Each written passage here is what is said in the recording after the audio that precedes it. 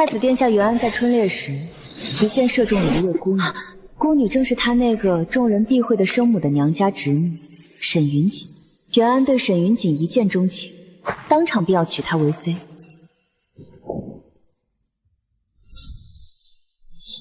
可是，太子的未婚妻是我，崔氏嫡女崔瑶音。袁安，你恐怕还不知道，我是太子妃，我嫁的人才是太子。崔小姐，今日姑是来退婚的。退婚？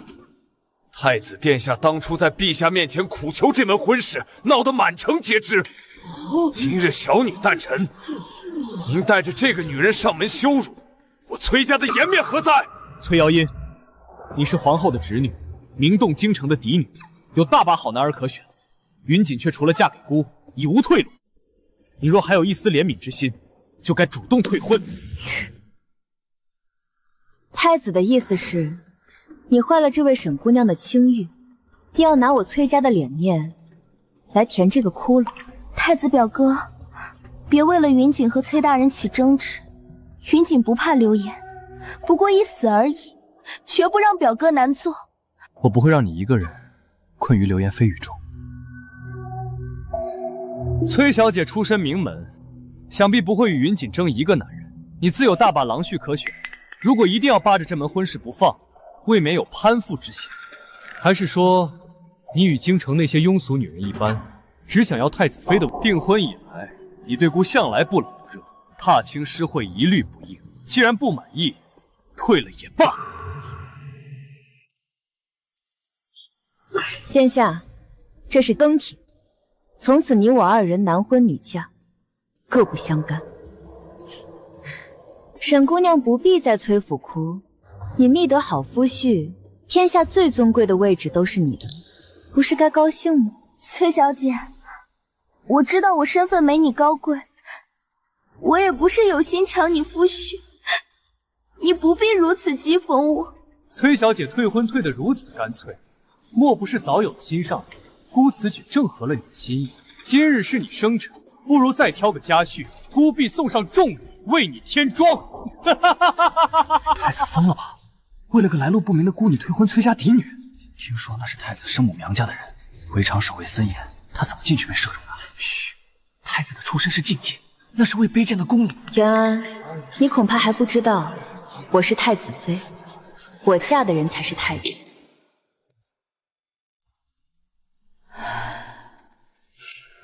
一个没有生母的孩子有什么用？放肆！谁给你的胆子？皇后娘娘饶命！皇后娘娘饶命！我的儿，我知道你受委屈了。袁安这个身在福中不知福的，我悉心教导他多年，把母家最疼爱的孩子许配他，他竟为了个素未谋面的表妹悔婚，如此行径怎能成大事？他身上流的终究不是崔氏的血，不是亲生，到底养不起。姑母，太子在婚前便露出本心，未必是坏事，总比让瑶音嫁进东宫后再受苦的好。崔家的女儿不愁嫁，我们嫣儿是天下最好的女子，你放心，太子妃之位除了你之外，无人可代。蠢货！清河崔氏的女儿，多少人挤破头都娶不到。瑶音是崔府嫡女，你竟然为了个不知所谓的女人退婚！儿臣只是想给云锦一个交代。皇后替你定这门婚，是心疼你没有母族扶持。娶了崔氏女，你身后便有了大氏族的支撑。你竟然亲手放弃助力，简直是蠢笨如猪！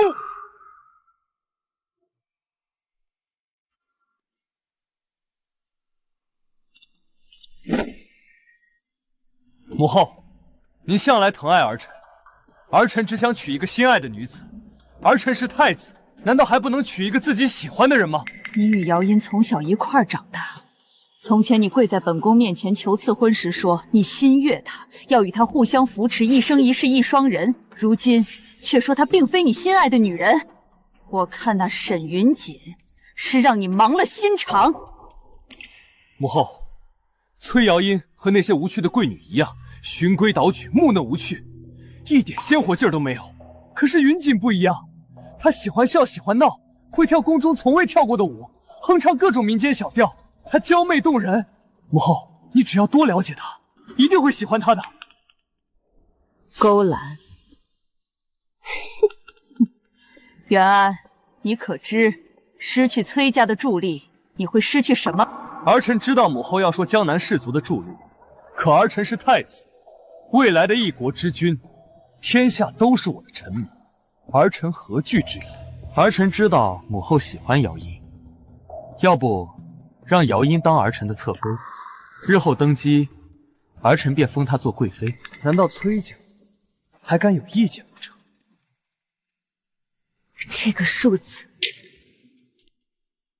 崔氏女绝不可能为人侧室。安儿，你是我的养子，却不是陛下唯一的儿子。你以为靠自己便能稳坐东宫吗？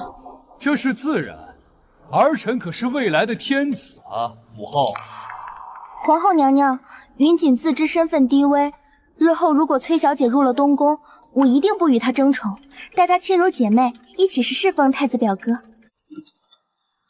是，儿臣绝不后悔。好，退下吧，本宫这几天便会下旨的。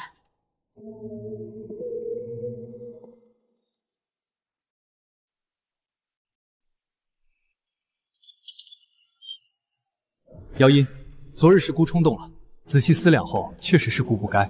今日父皇斥责了姑，姑想了一下，无论如何不该损害你的清誉。姑已经向母后请旨，许云锦为正妃，太子侧妃之位也不算辱没你。殿下，你我婚事已作罢，不必再提。瑶音，姑知错了，都是姑不好，你便饶了姑一次。要不姑当着众人的面道歉，让你把面子捡回来可好？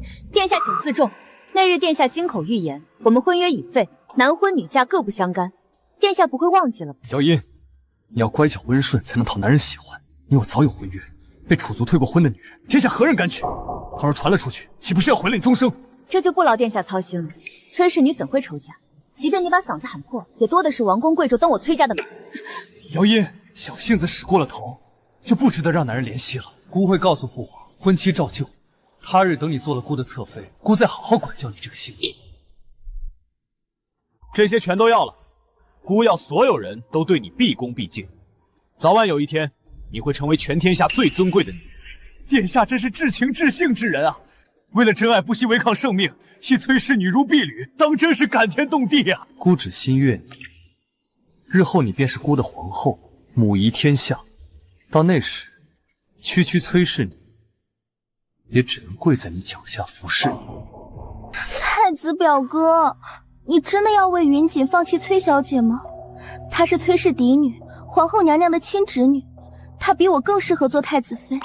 只要表哥心中有云锦，云锦愿意让出太子妃之位，只要能日日见着表哥就行了。而且，皇后娘娘好像不喜欢云锦，云锦不想表哥为难。放心，姑是太子，难道给不了心爱女人正妃之位？崔家再是望族，也不过是臣子，许她侧妃之位已是给足了颜面。母后无子，将我一手带大，除了我，她还能靠谁？她一定会妥协。至于崔瑶音，君要臣死，臣不得不死。姑要她做侧妃，崔家就要乖乖把她嫁进东宫。不愧是太子殿下，当真是有气魄。君要臣死，好一个君要臣死！朕还没死呢，他就想做君了。传朕旨意，召三皇子袁琴回京。除了他，本宫还能靠谁？太子这是要忘本啊！他莫不是忘了，这宫里所有的皇子都得叫您一声母后，都是您的孩子。你说的没错，本宫是所有皇子的母后。去告知陛下，三皇子袁齐回京，本宫同意了。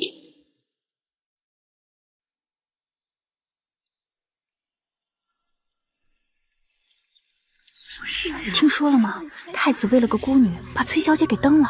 这崔家还有脸办宴会呢，谁说不是呢？被退了婚，这辈子怕是难嫁了。瑶音，你可算想开了。那太子殿下有眼无珠，放着你不要去捡个孤女，日后有他后悔的。就是，你看今日来的公子，太傅家的大公子才名满京城，定国公二公子年纪轻轻就是羽林卫，哪个不比那被猪油蒙了心的太子强？多谢各位姐姐挂心，我早已不将此事放在心上。崔家女儿从来不是离了东宫就活不下去的人。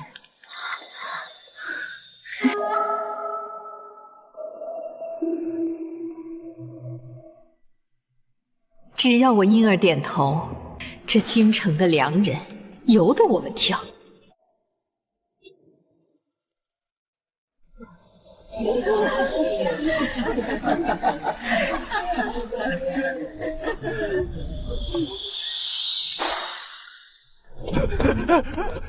太子殿下到！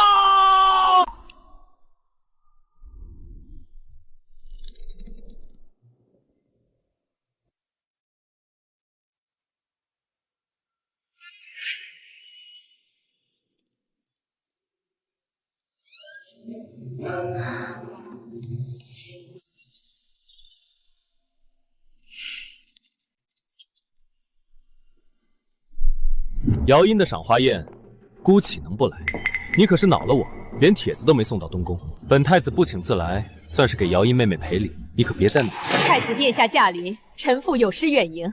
只是今日是家眷小宴，恐怠慢了殿下。殿下不如……夫人客气了。崔小姐安好。太子表哥听说你办了赏花宴，心里一直记挂着，非要拉着我过来给你赔个不是，还望崔小姐不要怪罪我们贸然前来。太子殿下言重了，你我早已解除婚约，男婚女嫁各不相干，赔礼二字实在不敢当。殿下与沈姑娘情谊深厚，还是快些回东宫去吧，免得在这里污了沈姑娘的眼。还在跟姑置气呢。姑知道生辰宴那日是姑不对，伤了你的面子。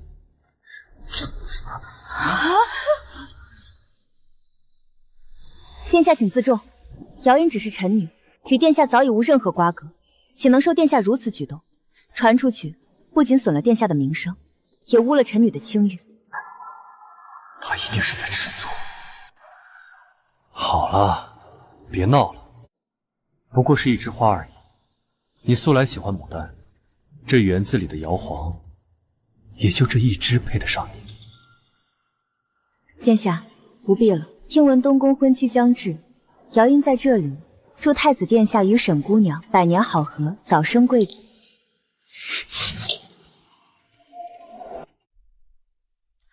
殿下不必了，听闻东宫婚期将至，姚音在这里祝太子殿下与沈姑娘百年好合，早生贵子。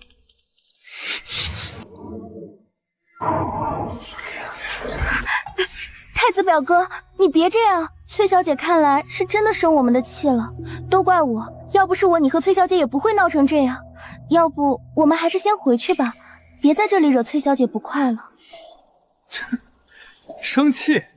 我看他不是生气，是心里憋着气，等着我给他一个台阶下。姚音，姑知道你心里委屈，前日姑已经问过钦天监，下月初1便是好日子。姑准备回禀父皇和母后，让你先入东宫。你放心，入了东宫，他日你也算得上与云锦平起平坐。姑可以当着你的面起誓，除开云锦，从今以后再也不会有别的女子越过你去。够了！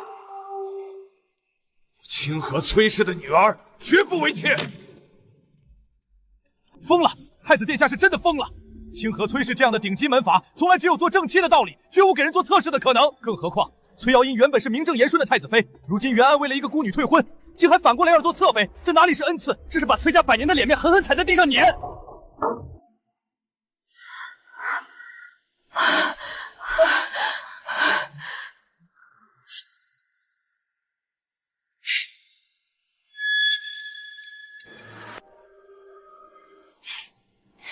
殿下真是好大的恩典。只是姚音福薄，受不起殿下这份恩赐。崔氏家训，世代嫡女，不做妾，不做小，不为人侧室。殿下的侧妃之位，还是留给旁人吧。你说什么？你说什么？崔瑶音，你知不知道你在说什么？多少人挤破头都想进东宫，姑给你侧妃之位，你竟然敢拒绝！殿下给的不是我想要的，我为何不能拒绝？殿下如今连太子妃的正旨都没下来，就先想着给我封侧妃，未免也太早了些。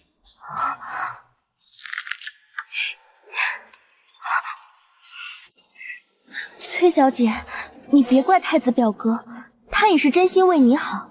其实这事也是我劝了太子表哥许久的。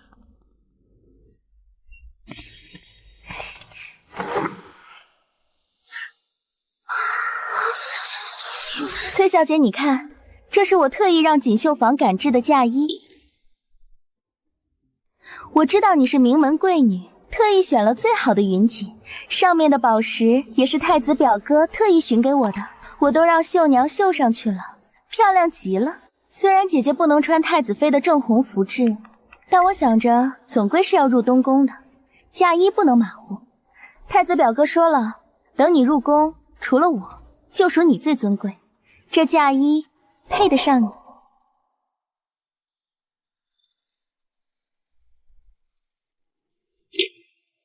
你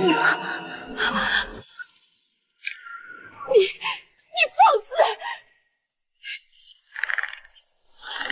沈姑娘倒是有心了，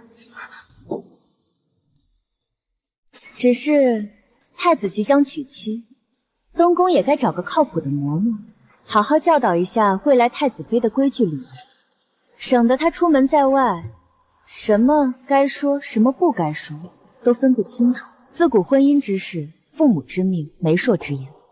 我崔氏从未与殿下有过任何侧妃的婚约，无媒无品便让我入东宫，传出去便是无媒苟合，这样的道理，难道沈姑娘不懂？啊，想来也是，沈姑娘不就是无媒无聘就住进了东宫，日日与太子殿下形影不离吗？这样的做派不知是哪里学来的，我们崔家的女儿是断断不敢学。如此漂亮的嫁衣，瑶音不敢收，沈姑娘还是带回去，自己留着用吧。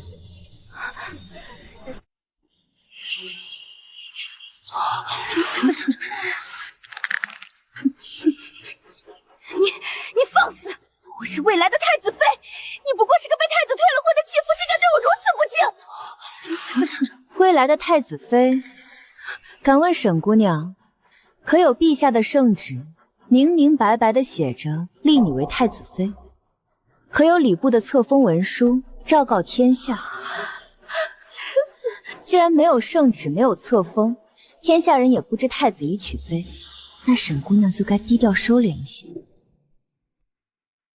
免得得意过了头，他日摔下来不好收场。毕竟这东宫的位置，不是靠几句甜言蜜语就能坐得稳。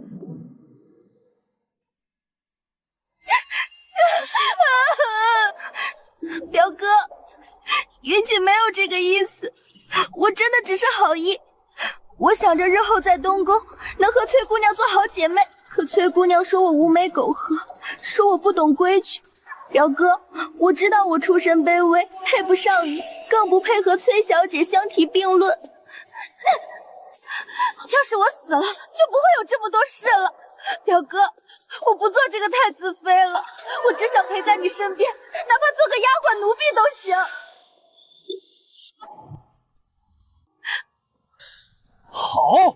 好一个清河崔氏，号称百年名门，诗礼传家，就教出你这样尖酸刻薄、咄咄逼人的女儿！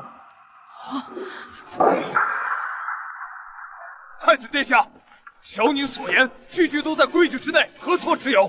倒是殿下带着未有名分的女子闯我崔府家宴，当众羞辱我崔氏嫡女，敢问殿下，这又是哪门子的规矩？我崔氏百年世家，立世靠的是规矩礼法，不是殿下口中的尖酸刻薄。殿下今日之举，不仅是欺辱小女，更是欺辱我整个清河崔氏，还请殿下给我崔家一个说法。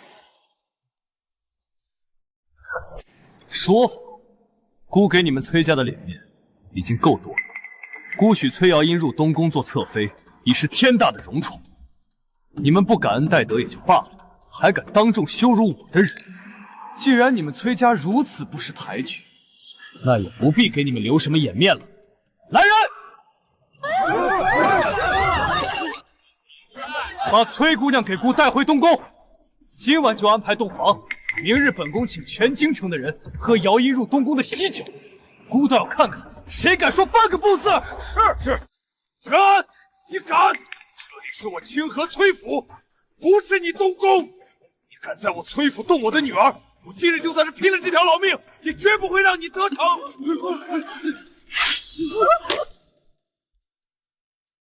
太子殿下，强抢名门嫡女，传出去有损殿下储君名声，此事万万不可。滚！本宫的事，何时轮到你们来插嘴？谁敢拦着，以谋逆乱处！女儿别怕，母亲在，绝不让他们把你带走。都住手！殿下是储君，如今却在臣女家中强抢民女，这般行径与地痞流氓何异？你不怕天下人耻笑，不怕父皇降罪吗？耻笑降罪，姑是太子，君要臣死，臣不得不死；姑要你入东宫，你就必须入。崔家再是望族，也不过是皇家的臣子，谁敢抗旨？圣旨到。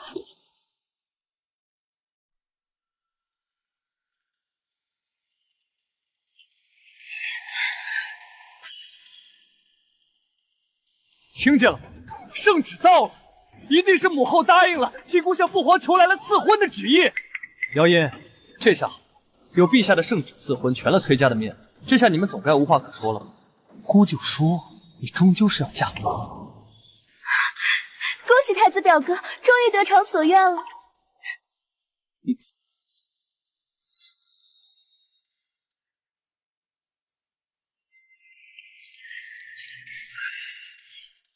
这道圣旨一定是来给崔家撑腰的。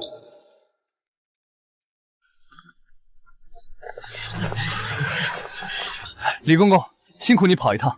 可是父皇和母后下了赐婚的旨意。崔氏姚音，崔府众人接旨。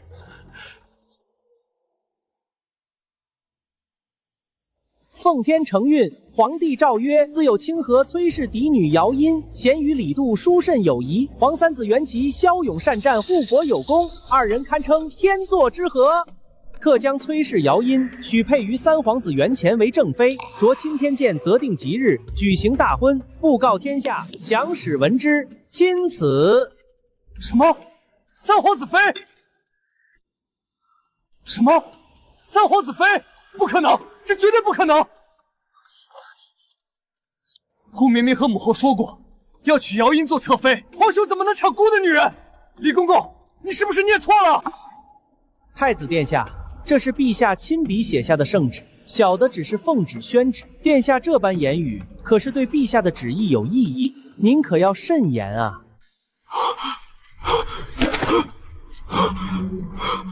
怎么可能？怎么可能？父皇怎么会把姚音赐婚给三皇兄？崔小姐，今日姑是来退婚的。三皇子元齐，那可是镇守边关的战神。亲手弄丢了顶级助力，太子的位子悬了。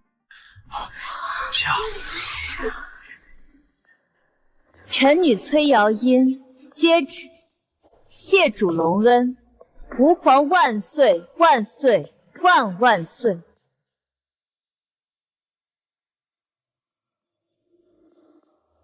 崔瑶音，你不能接旨，把圣旨还回去！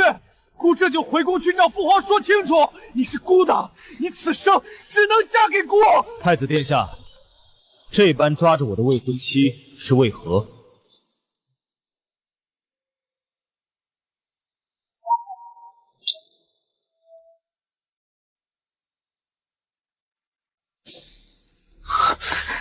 太子殿下，男女授受不亲。崔姑娘如今是父皇亲赐的，我的未婚妻，你这般拉拉扯扯，失了皇家体面，也辱了姑娘家的清誉，不合适。元齐，你少在这里假惺惺！你远在边关数年，哪里知道我和姚音的事？我和她从小青梅竹马，两情相悦，不过是闹了点别扭，她在跟我赌气而已。这赐婚就是一场误会，姑这就回宫去找父皇说清楚。姚音是要嫁给姑做太子妃的人，怎么能嫁给你去边关吃苦？你别耽误了她一辈子！太子殿下真是疯了，竟然敢当着三皇子的面说出这般强词夺理的话，还敢贬低镇守边关的战神？太子殿下，慎言。三皇子为国征战浴血沙场，护得大起疆土安宁。若没有三皇子与万千将士的守护，何来我们今日在这园子里赏花饮酒的富贵安宁？你身为储君，不敬护国将士，反而说出这般轻视鄙夷的话，你就不怕寒了边关将士的心吗？瑶音虽是女子，却也分得清是非。像三殿下这样的英雄男儿，才是瑶音真心钦佩，愿意托付终身之人。太子殿下都听见了，崔姑娘心甘情愿嫁我。父皇金口玉言赐婚，名正言顺，合乎礼法。往后还请太子殿下保持距离，莫要再说这些不合时宜的话，做这些逾矩的事，否则休怪我不顾兄弟情面。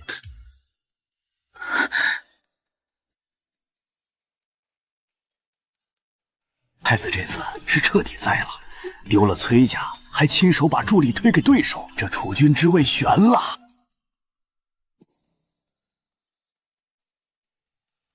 崔姑娘，圣旨已接，按规矩，我们该一同进宫向父皇母后谢恩。不知你可愿与我同往？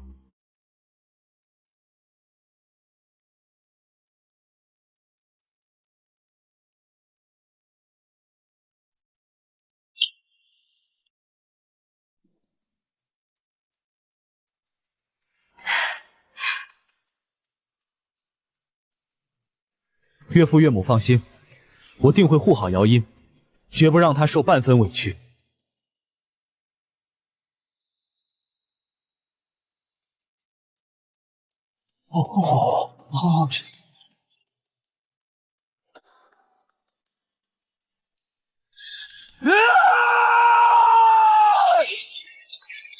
太子表哥，你别气坏了身子。崔小姐一定是被蒙蔽了，她心里还是有你的。闭嘴！崔瑶音、袁启，你们给姑等着！姑绝不会就这么算了的！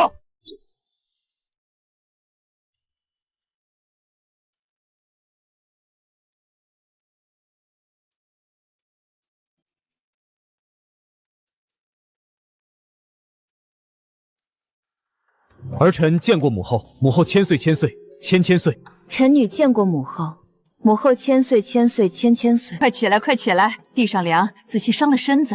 好，好，真好，我们婴儿就是有福气，之前的糟心事儿都过去了，往后有元清护着你，再也没人敢欺负你。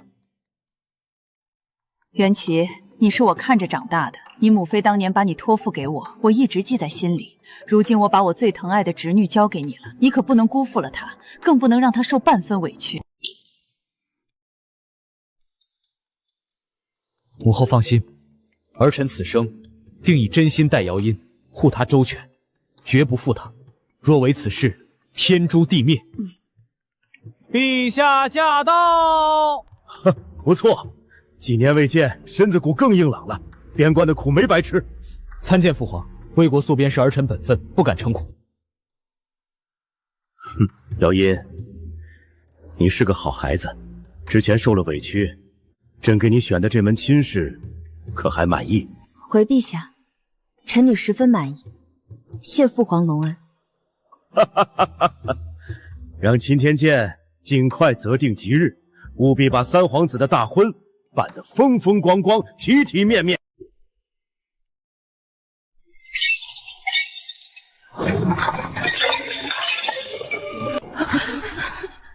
满意？他竟然敢说满意！崔瑶音从小就该是我的太子妃，现在竟然要嫁给元妻那个武夫！姑要去永安宫找父皇，让他们收回旨意。殿下，您别去了，陛下和皇后娘娘正在永安宫和三皇子崔小姐相谈甚乐，您现在去不是往枪口上撞吗？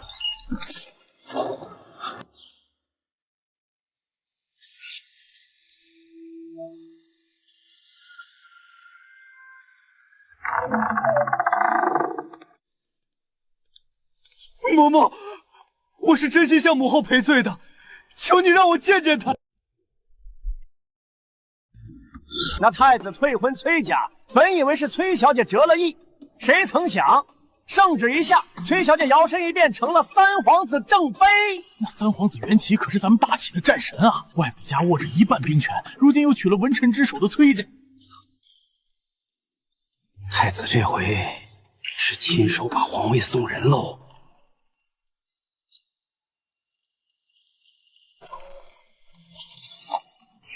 恭喜恭喜！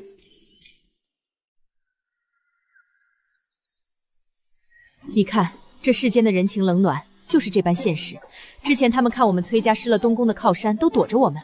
如今你嫁了元齐，他们又都凑上来。母亲不必在意这些，他们趋势也好，避之不及也罢。我们崔家从来都不是靠依附东宫立足的。如今我与三殿下的婚事已定，我们只需守好自己的本心，做好自己的事就够了。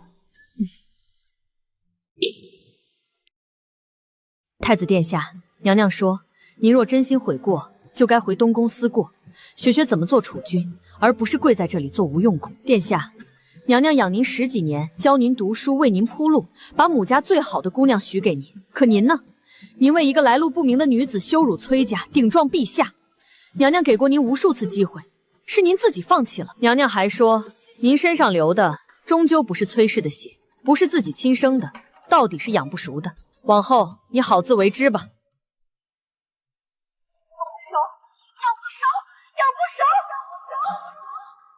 我一直以为母后别无选择，却忘了这路是母后铺的，母后也能亲手毁了。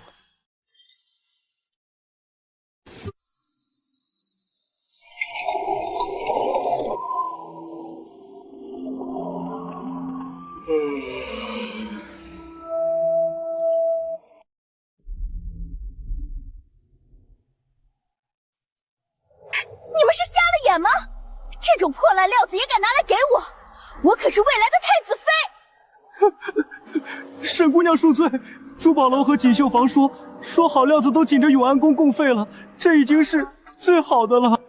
一群趋炎附势的小人，等着，姑一定会让你们知道，谁才是这大齐未来的主人。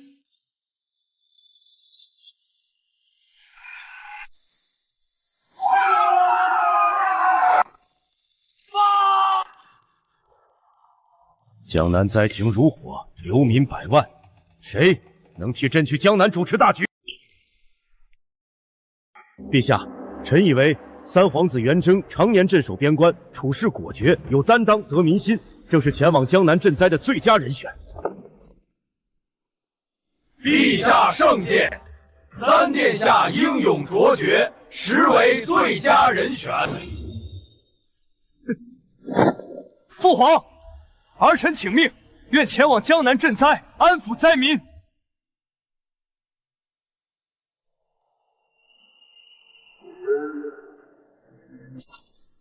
请父皇给儿臣一个机会，儿臣定妥善安置灾民，给父皇和天下百姓一个交代。好，朕命你为钦差，调拨银300万两，200万豆。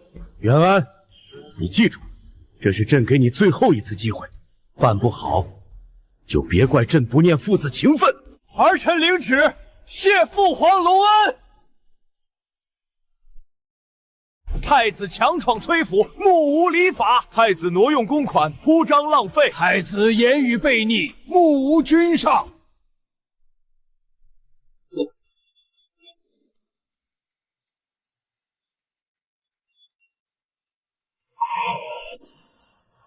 太子表哥，你去江南赈灾，能不能带云锦一起去啊？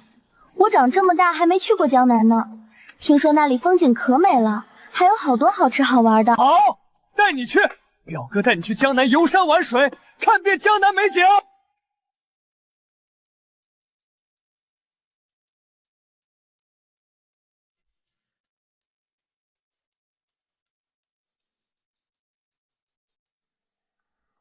表哥，这虎跑软绵绵的，去江南的路上，云锦肯定能睡个好觉。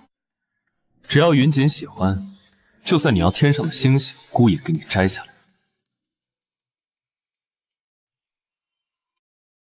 江南10几个州市被淹，百万灾民等着粮食救命。可太子这般行事，带着沈云锦游山玩水，我怕他会耽误大事，受苦的终究是百姓。我也担心这个。袁安从未处理过这些事，又骄纵狂妄，听不进劝谏。这次去江南，怕是要出大乱子。我已经给江南的旧部写了信，让他们盯着灾情的动向，随时给我传消息。也让西北的粮草大营提前备好了50万担粮食，万一那边出了意外，我们能第一时间把粮食送过去。这是我凑的50万两白银，加上京中募捐的20万两，一共70万两。崔家粮仓也备了30万针，要是江南那边真的出了意外，这些都能用上。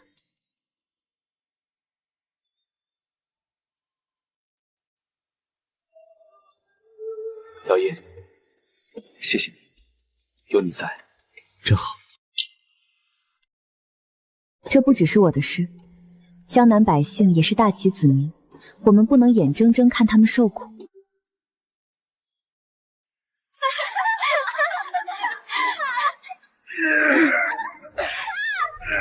云锦，你看，等到了江南，表哥带你赏最美的景，吃最好的鱼。等本太子风风光光回来，看谁还敢在背后嚼舌根。太子表哥最厉害了，云锦等着看那些人被打脸。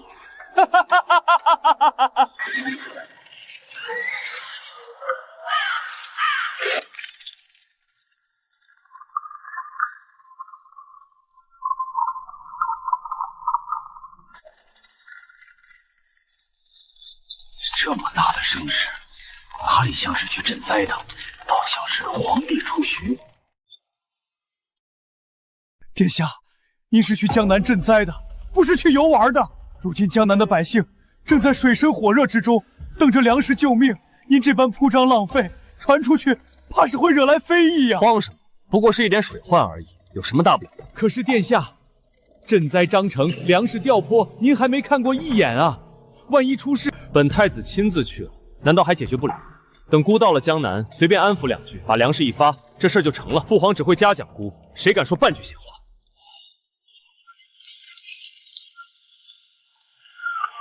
呸！带着美人和几十车行李去赈灾，我看他是去祸害江南的。之前为了个孤女退婚，我就看得不顺眼，真是个扶不起的阿头。还是三皇子殿下靠谱，要是三皇子去，咱百姓才真的有救。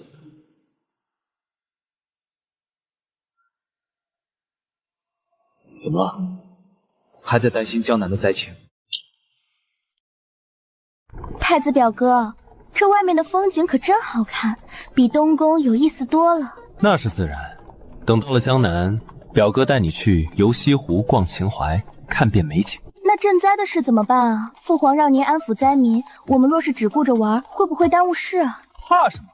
赈灾之事由下面的人去办，本太子只需露个面，说几句话就行。难得出来一趟，当然要好好玩玩，不然岂不是白来了？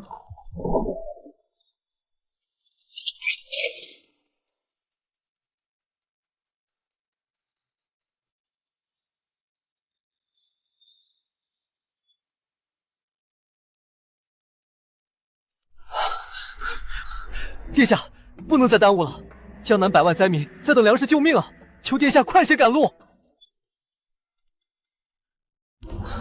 殿下，不能再耽误了，江南百万灾民在等粮食救命啊！求殿下快些赶路。急什么？本太子心里有数，再敢聒噪，休怪姑不客气。敢越过姑写奏折给父皇！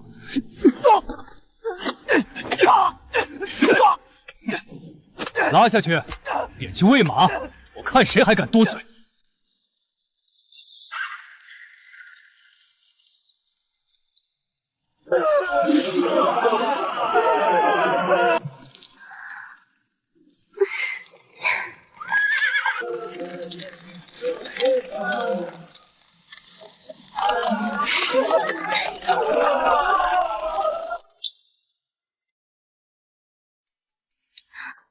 求菩萨保佑云锦与太子表哥长相厮守，一生一世一双人。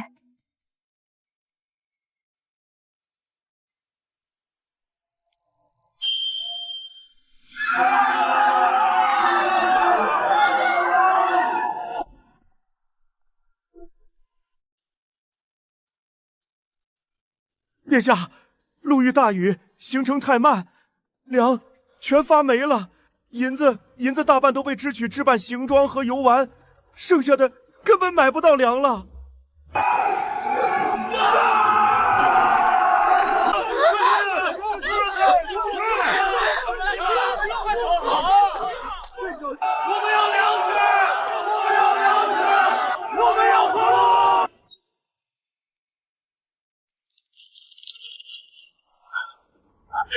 蠢货，真是个蠢货！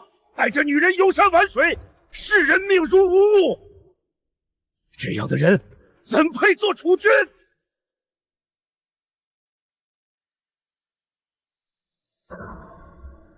我早就知道，袁安这个白眼狼根本就扶不起来。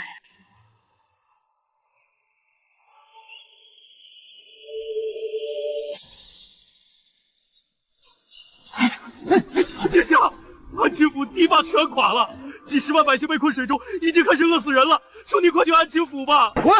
不就是垮个堤坝吗？扫了本太子的兴，死些你们的脑袋！殿下，灾民已经开始暴乱了，再不想办法就完了。暴乱？一群泥腿子，让官兵镇压，谁敢闹事，直接杀了！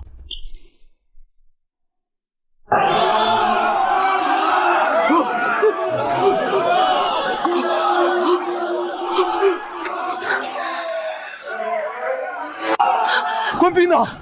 快，把他们都赶走！谁敢往前冲，就给กู杀！杀过去要粮食！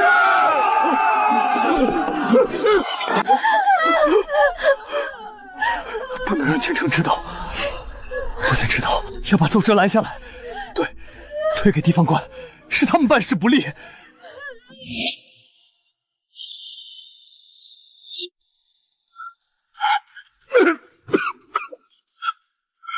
废物，蠢货，畜生！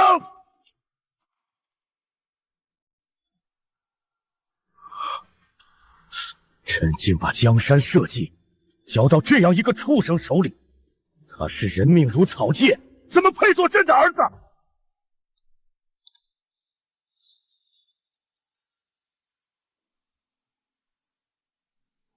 陛下息怒吧，气坏了身子，不值得。事已至此，现在最要紧的是赶紧安抚江南灾民，平息民变，不然怕是要出大乱子。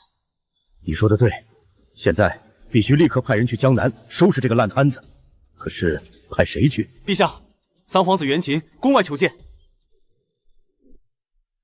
快让他进来！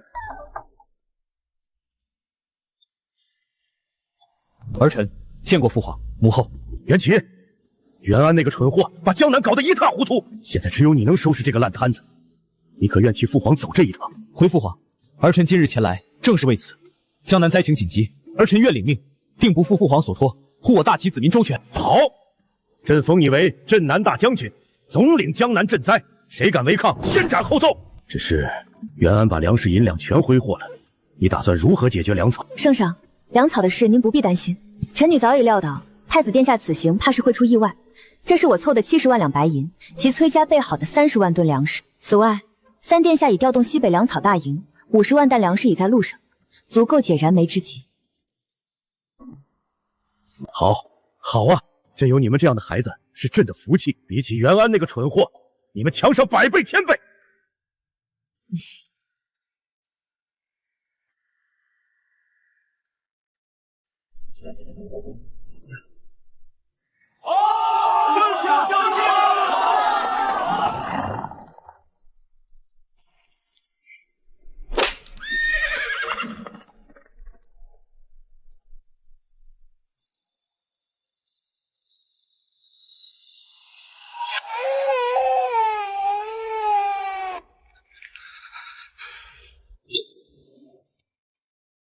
将军，前面就是灾民聚集的临时窝棚，听说已经断粮3天了。之前还有人抢粮斗殴，死了好几个人，地方官根本压不住。传我将令：第一，30万只粮食立刻开仓设粥棚，保证灾民日领2碗热粥，克扣一例者立斩不赦。第二，调驻军入城维持秩序，严禁斗殴，搜救洪水被困者，只要还有一口气，务必救回来。第三，所有水利官员及工匠，半个时辰内到府衙议事，商讨修堤，一刻也不得耽误。得令。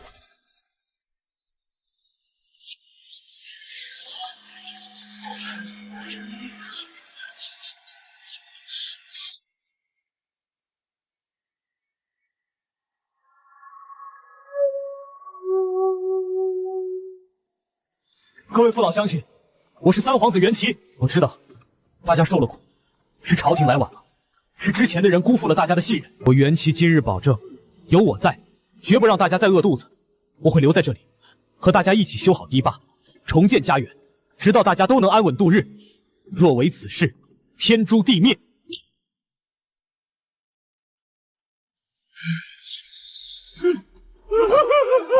三皇子万岁！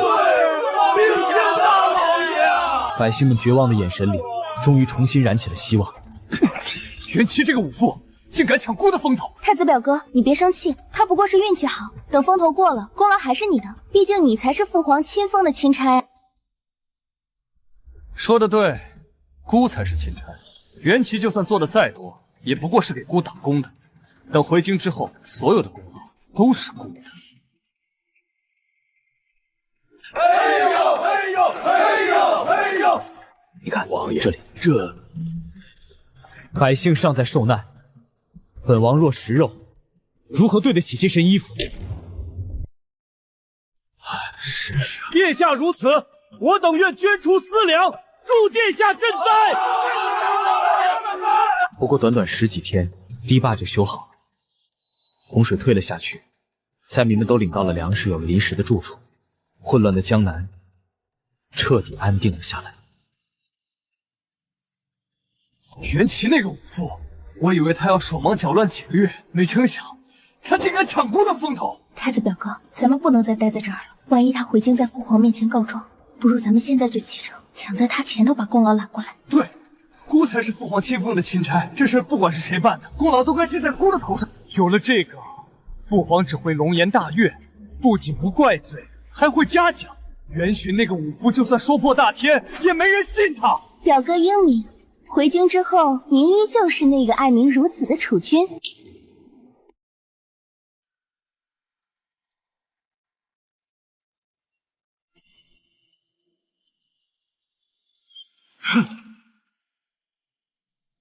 将军，太子已经带人快马加鞭回京了，还带走了伪造的万民书和歌功颂德的奏折。随他去吧，真的假不了，假的也真不了。他越是这般弄虚作假，就越是把自己往绝路上推。这些东西会在最合适的时候送到皇帝的御案上，给元安最后的致命一击。父皇，儿臣不负所托，江南赈灾已圆满办妥，堤坝修复，洪水退去，灾民安稳，粮银到位。江南百姓感信父皇天恩，称您为人君圣主，特意血书这本万民书，托儿臣带回呈给父皇预览。哦，灾民都妥善安置了。那朕问你，你从京城到江南走了多少天？回父皇，儿臣一路紧赶慢赶，不敢耽误，只用了20天就到了江南。那朕再问你，到了江南先去哪儿？在安庆府待了几天？赈灾粮发没了多少？你一共开仓放了多少粮？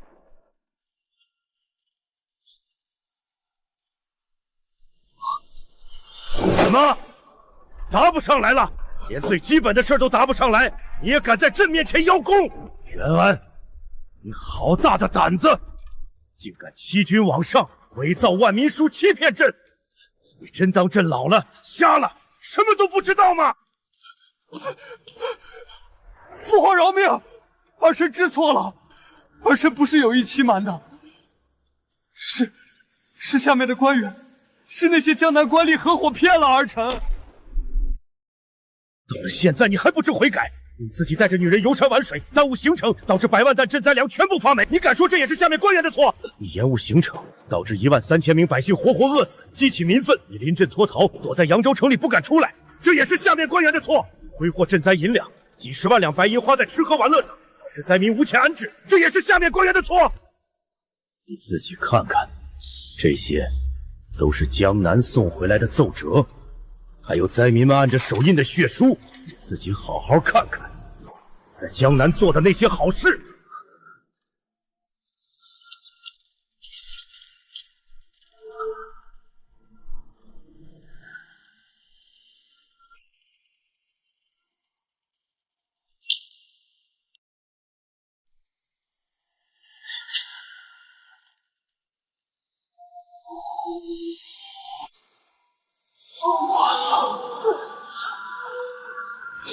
完了！父皇，这些都是假的，是袁琴，是袁琴和江南的官员勾结，故意构陷儿臣。他早就觊觎儿臣的太子之位，故意抢差事，伪造证据。父皇，你说是袁琴构陷你？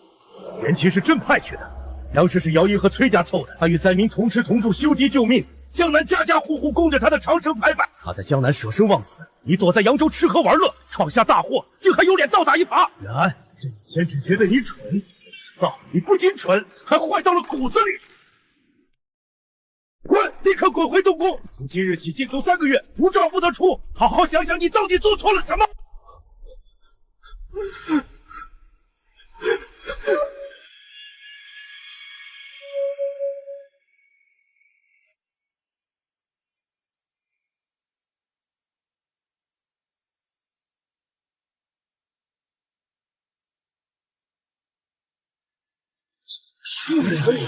昏庸草包，视人命如草芥，这种人也配做太子？活该被禁足！三皇子在前方救命，他在后方玩女人，呸！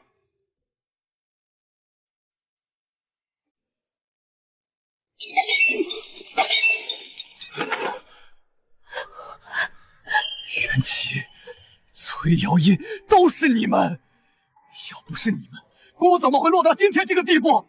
姑绝不放过你们！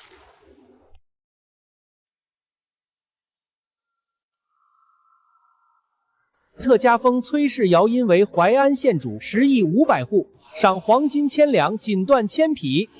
恭喜县主，陛下夸您是大启女子的表率呢。等三皇子班师回朝，那才是真正的双喜临门。我的好婴儿，看谁还敢说你被退婚名声毁了？如今你贵为县主，看谁还敢说闲话？母亲，我从未在意那些，我做这些只是不想看着江南百姓受苦罢了。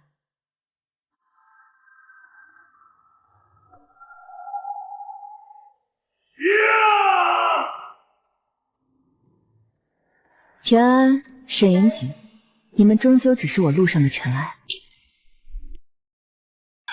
这不公平，都是元气算计姑，父皇偏心，崔家落井下石，为什么没人来救救姑？指望他，只能等死。能救太子的只有皇后。皇后娘娘，求您救救太子殿下，我看看太子是您亲手养大的，他是您的儿子，您怎能眼睁睁看着他被人欺负？现在满朝文武都在诬陷太子，求娘娘发发慈悲，抓起那些小人，求娘娘了。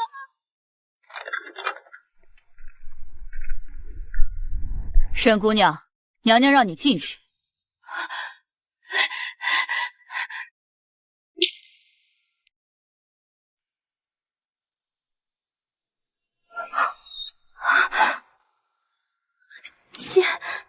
见过皇后娘娘。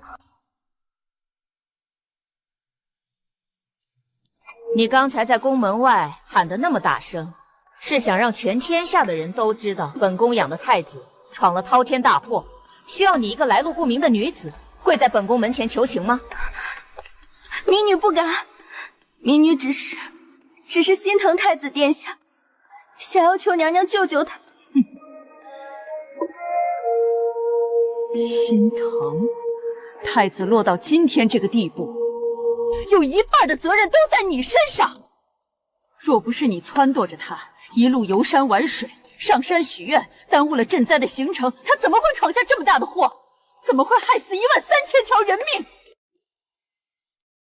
别以为本宫不知道你打的什么算盘。春猎的皇家围场守卫森严，你一个无官无职的孤女是怎么混进去的？又怎么会那么巧，正好被袁安一箭射中？你处心积虑混进围场，用苦肉计勾搭上袁安，挑唆他与崔家反目，与本宫离心。你以为本宫都没看在眼里吗？既然你口口声声说心疼太子，想为死去的灾民赎罪，本宫就给你一个机会。来人，带他回东宫抄写佛经，为死去的遭民祈福。什么时候抄完1万本，什么时候再出来。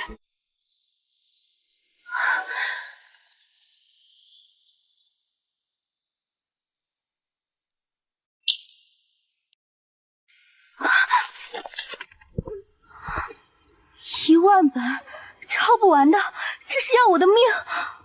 崔瑶音，他是皇后最疼的人，只要他肯松口，太子就有救，我就有救。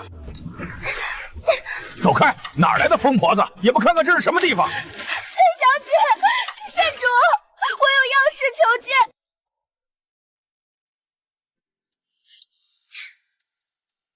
夫人沈小姐求见。让他进来吧。县主，求您救救太子殿下，我知道错了，我不该跟您抢他，不该当众羞辱您，我给您赔罪，我不做太子妃了，我把位置让给您，求您让皇后和陛下放过殿下吧，我愿意给您当牛做马，伺候您一辈子。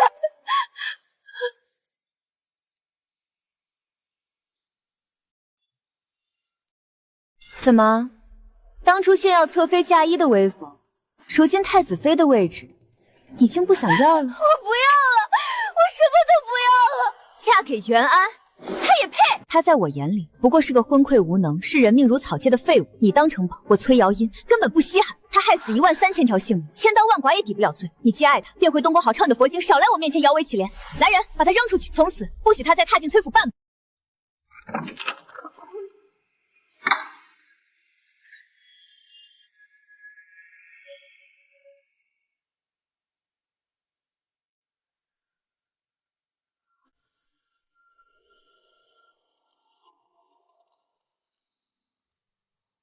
求陛下为万民做主，严惩太子！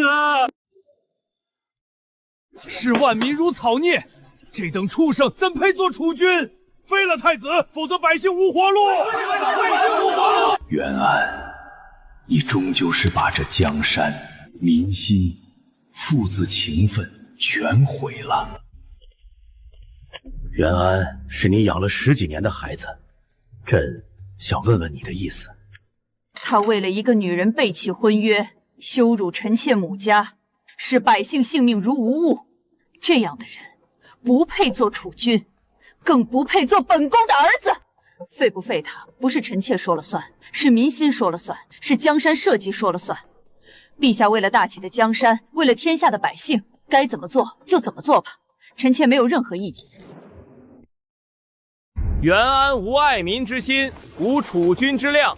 即日起废黜其太子位，贬为庶人，发配滇州，永世不得回京。奉天承运，皇帝诏曰：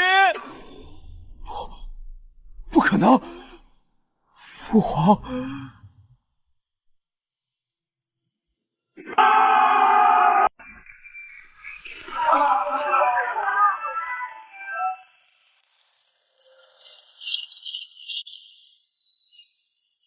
不可能！我是太子，我是皇帝，母后不会不管我的。废庶人袁安，接旨：3日后发配儋州，永世不得回京，即刻收拾，不得延误。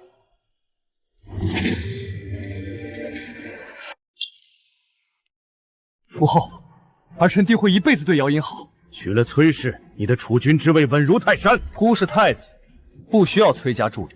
退婚，许你侧妃位，已是恩赐。我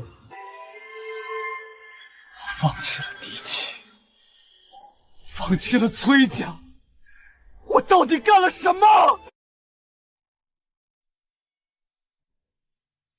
草包，害人精！为了个女人丢了江山，滚出京城！你要吃老婆，让我去监保安。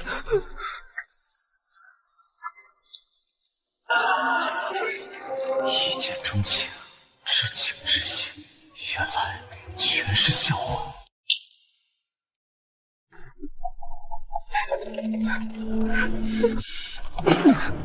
都是你！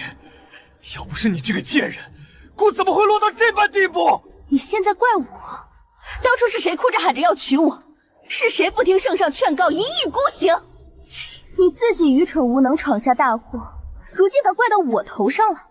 袁安，你还是不是个男人？呸！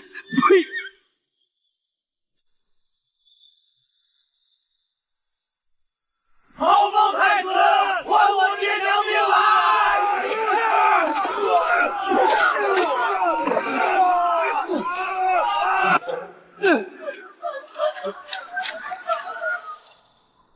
过来！别过来！别过来！啊！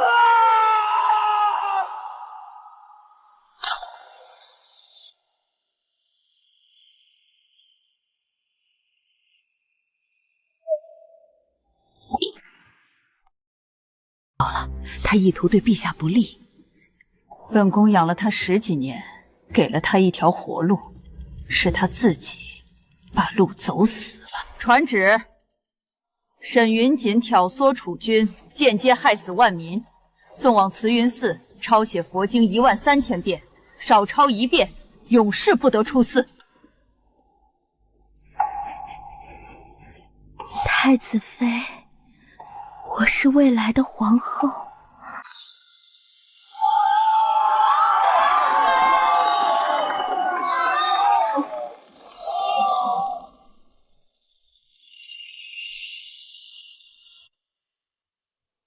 吾皇万岁万岁万万岁！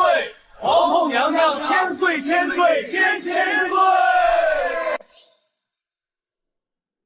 我终于站在了最高处，活成了自己想要的模样。